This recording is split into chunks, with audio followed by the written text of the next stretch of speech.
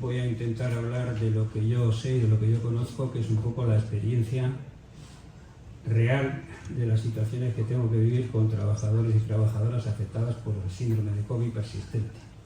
Si hiciéramos un test de esos que ponen 4 figuras y dices cuál no pertenece a la serie, yo no pertenezco aquí a la serie de la charla, pero bueno, aquí estamos.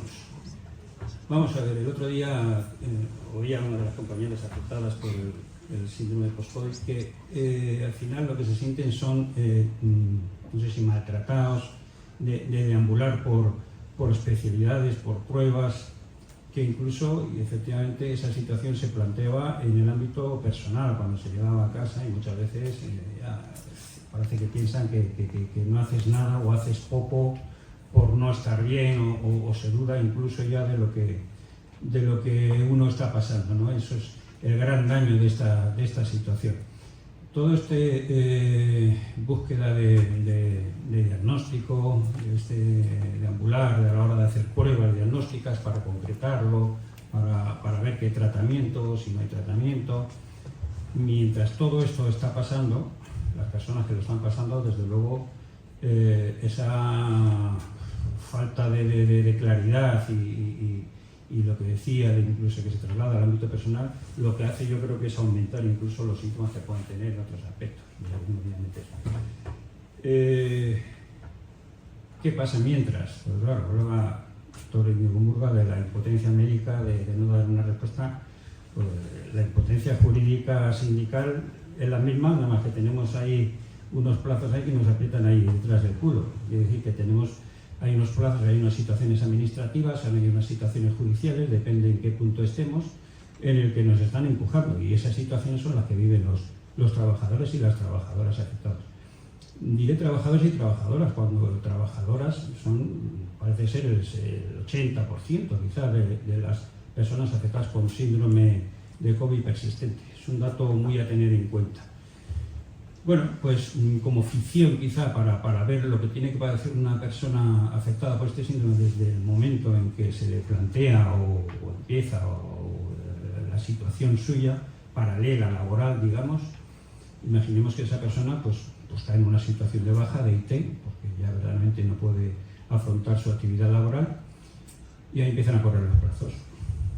Si encima tenemos una empresa, porque se supone que la baja que nos van a dar va a ser por enfermedad común, si tenemos una empresa que incluso tiene contratada una mutua para controlar incluso esa baja por enfermedad común, pues vamos a tener ahí los partes de baja, médico cabecera, especialistas, todo el tratamiento, la mutua cada X tiempo nos va a citar para controlar las bajas, ni se nos ocurra fallar ni faltar, porque lo de la niebla mental no lo van a tener en cuenta, nos quitan la prestación si no vamos a la primera citación que nos den. Entonces, todo ese tipo de situación va paralela viviendo a lo que se vive personalmente desde el punto de vista de la salud. Son plazos que parecen largos, pero se hacen cortos. En una situación en la que no se sabe, se está estudiando, no se mejora, se va a peor, los plazos se nos van haciendo muy, muy cortitos.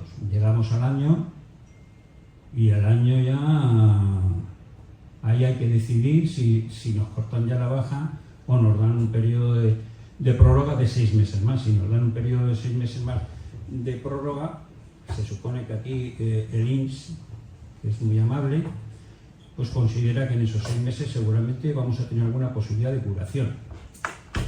Para eso nos da la prórroga. Entonces, bueno, pues el trabajador sigue cubierto, sigue cobrando su prestación de seguridad social de baja y demás. Y cuando llegan los 18 meses, ¿ahí qué es lo que pasa? Pues ahí pueden pasar 3 cosas. Que nos den el alta, que nos propongan para una incapacidad, o hay un procedimiento excepcional que se abre dentro del expediente de incapacidad, que es que nos den 6 meses más de prórroga, que se llama expediente de demora. Es decir, podemos llegar a estar hasta 24 meses de baja. Siempre esas prórrogas excepcionales se da porque parece ser que hay una posibilidad de que hay de curación, de que se está pendiente de hacer ciertas pruebas, de ciertos diagnósticos, lo que sea. ¿Qué pasa? Desgraciadamente, y por la experiencia que hemos tenido, para mí eso es un alargar. Cuando no saben lo que hacer y no saben cómo solventar la situación, se alarga al máximo, y cuando llegan ya los 24 meses, que no hay ninguna situación ya más de alargamiento de IT, lo que se hace ya directamente es: está usted curado, váyase usted a trabajar. Si me ha dado usted la prórroga 6 meses y luego me ha dado otros 6 meses de prórroga y no ha habido ninguna mejoría, es que lógicamente no estoy curado. Podría perfectamente el INS tirar por la vía contraria y decir: bueno, pues le vamos a dar a usted una incapacidad permanente, total para su profesión habitual o absoluta, lo que corresponda, y luego ya se la revisaré. Es decir, si de aquí a un año o el tiempo que se establezca se ve que hay una mejoría porque hay un tratamiento que ha hecho efecto, pues le aviso a usted, la reviso y le quito la incapacidad y está usted cubierto por la prestación. Eso no se hace. Desgraciadamente lo que se hace es: le damos el alta y ahí empezamos ya con la situación con la empresa y demás. Sí me gustaría votar cuando hay un procedimiento de incapacidad, cuando votamos los 24 meses y nosotros decimos: bueno, nosotros no estamos para trabajar, y aunque nos tengamos que incorporar a trabajar o solventar la situación para no tener que hacerlo, y seguimos con un procedimiento de incapacidad permanente. ¿A dónde vamos con un procedimiento de incapacidad permanente? Bueno, lo primero que tenemos que ser conscientes es de lo que supone un procedimiento de incapacidad permanente. Es decir, si nos dan una incapacidad permanente total para la profesión habitual, nos quedamos con ella. No podemos decir: no la quiero, yo que quería. No, nos quedamos con ella. Que nosotros que entendemos que podemos pelear por una absoluta, pues pelearemos por una absoluta, que es el 100% de la base de cotización. Cuando nos dan una incapacidad permanente absoluta en un juzgado, que hasta ahora es una causa bastante excepcional, bueno, el otro día dije y habría que comentar, hay que valorar las situaciones, porque una incapacidad permanente absoluta es la que te impide trabajar en cualquier profesión, o mantener un puesto de trabajo con un mínimo de eficacia y regularidad y demás. Pero claro, también hay otras cosas a tener en cuenta. Estas personas, hay muchas personas que necesitan ayuda de otra o tercera persona, pues incluso para tomar la medicación, para actividades básicas de la vida diaria.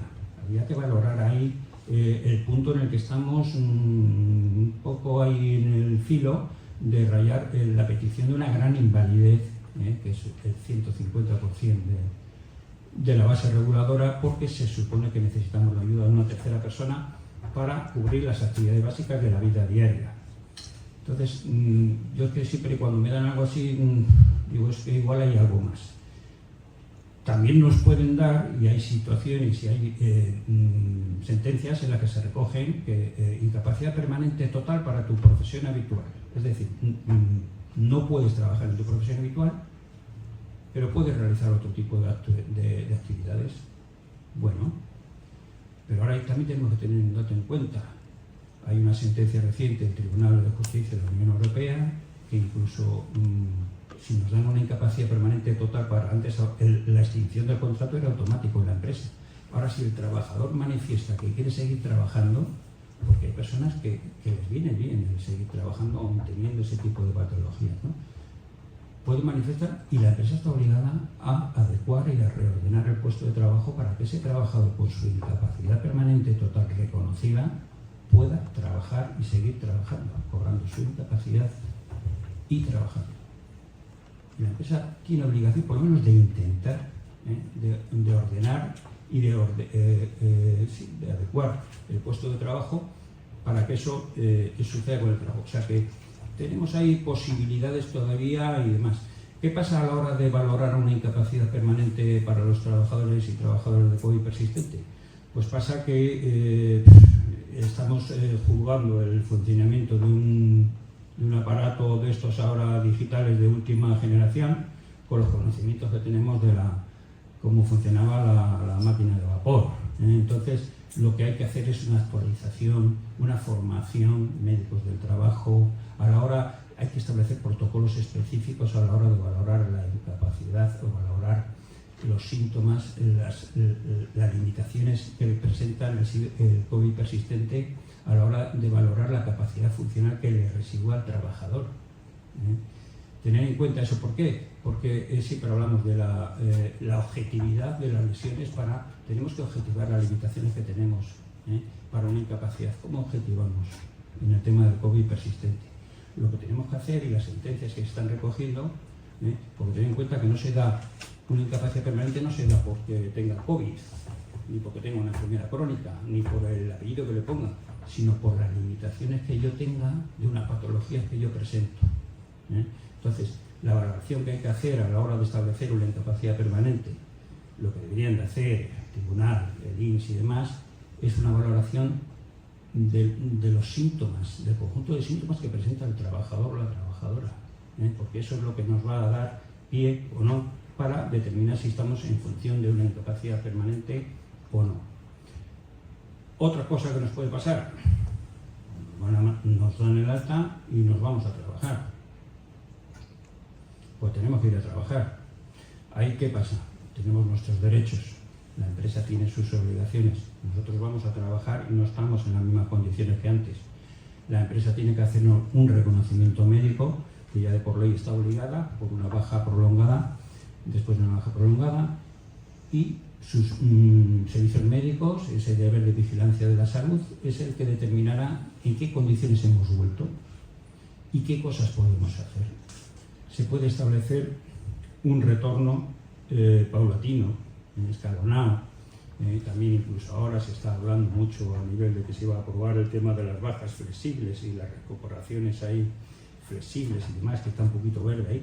Bueno, pero todo lo que nos pueda valer para que no tengamos que enfrentarnos de 0 a 100 con toda nuestra pluripatología a incorporarnos a un 100% en un puesto de trabajo, pues bienvenido. O sea, la empresa tiene que estudiar todos los caminos y todos los métodos que se pueda para adecuar el puesto de trabajo, porque vamos a pasar a ser trabajadores especialmente sensibles, artículo 25, Ley de Prevención de Riesgos Laborales, con lo cual nos tienen que adecuar el puesto de trabajo. ¿Que no pueden adecuar el puesto de trabajo? Pues habrá que cambiar el puesto de trabajo, pero nuestros derechos siguen ahí. Lo último que tenemos que tener en cuenta y que puede pasar es que la empresa coja y tire por el camino más fácil, que nos declare no apto por ineptitud sobrevenida. ¿De acuerdo? Eso constituye un despido. 20 días de indemnización, 12 mensualidades y nos quedamos en la calle. Pues si llevamos un montón de años en la empresa, pues le vamos a salir baratito a la empresa. Esa tentación siempre es de... Pero ante eso también tenemos defensa, porque hoy en día se puede pelear perfectamente. Antes eso podría ser un despido improcedente, pero hoy en día se equipara, ¿no?, la discapacidad con el despido con una baja de larga duración, por lo cual conseguiremos que ese despido fuera nulo. Todas esas cosas son las que se pueden hacer desde el punto de vista laboral, sindical, pero no son las que se pueden hacer, sino son las que debemos de hacer. Esas situaciones no podemos dejar a las personas.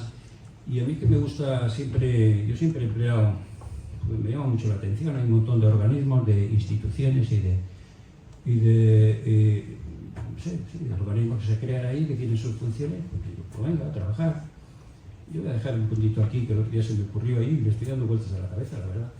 Si el 80% de los afectados por COVID persistente son mujeres, tenemos aquí una institución que es Emakunde, que se supone que es la que pelea para eliminar la discriminación entre hombres y mujeres y demás, y pelear y prevenir cualquier tipo de discriminación que se pueda establecer en ese ámbito, ¿no? Tenemos una ley 15/2022, ley de igualdad de trato y de no discriminación, que nos dice en el artículo 4, amplía todo el elenco ese de elementos discriminatorios que ya propugna el artículo 14 de la Constitución, y añade ya directamente que no se podrá discriminar por enfermedad, serología o predisposición genética a padecer cualquier tipo de enfermedad. Eso lo recoge una ley específica, que también lo que dice es que eso no se puede permitir, que no se puede discriminar a las mujeres por su acceso incluso a la educación y a la salud en ese tipo de situaciones. Entonces, yo lanzo ahí dejo ahí la reflexión, porque al final,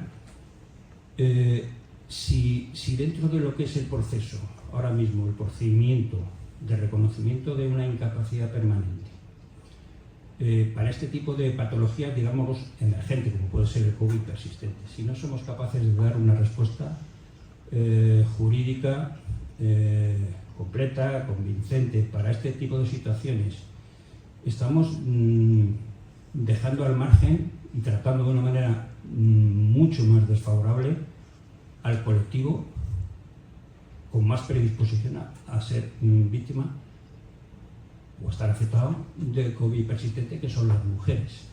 Y eso puede rayar incluso con un trato de discriminación indirecta. Yo lo dejo ahí, si me escuchan o no me escuchan, pero yo creo que aquí lo que hace falta son manos y sobre todo recursos de todo tipo para intentar sacar a estas personas de las situaciones en las que, por desgracia, se han visto metidas con el tema del COVID persistente. Y aquí estoy para, si se me quiere preguntar cualquier cosa, porque yo entiendo hablar más de la oferta. Muchas gracias.